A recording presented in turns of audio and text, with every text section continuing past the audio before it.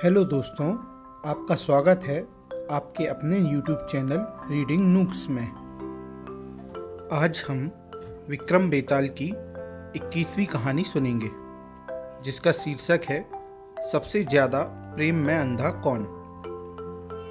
एक समय की बात है, विशाला नाम की नगरी में पद्मनाभ नाम का राजा राज्य करता था। उसी नगर में अर्थदत्त नाम का एक साहूकार रहता था। अर्थदत्त के अनंग मंजरी नाम की एक सुंदर कन्या थी। उसका विवाह साहूकार ने एक धनी साहूकार के पुत्र मणिवर्मा के साथ कर दिया। मणिवर्मा अपनी पत्नी को बहुत चाहता था, पर उसकी पत्नी उसे प्यार नहीं करती थी। एक बार मणिवर्मा कहीं गया, तभी अनंग मंजरी की राजपुरोहित के लड़के कमलाकर पर निगाह पड़ी तो वह उसे चाहने लगी। पुरोहित का लड़का भी लड़की को चाहने लगा।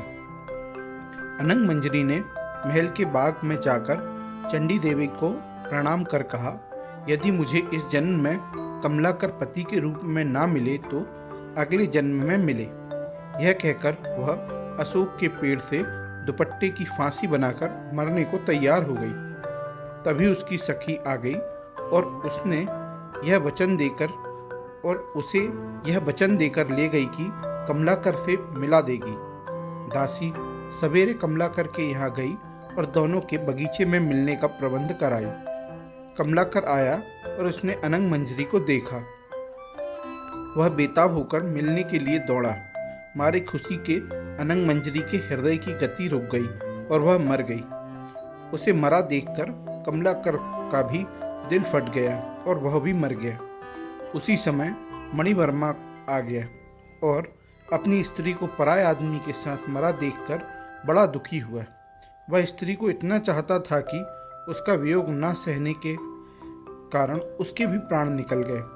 चारों ओर हाहाकार मच गया। चंडी देवी प्रकट हुई और उसने सबको जीवित कर दिया।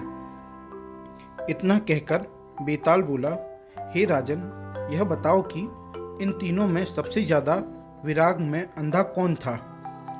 राजा ने कहा, मेरे विचार में मणिवर्मा था, क्योंकि वह अपनी पत्नी को पराया आदमी को प्यार करते देखकर भी शोक से मर गया।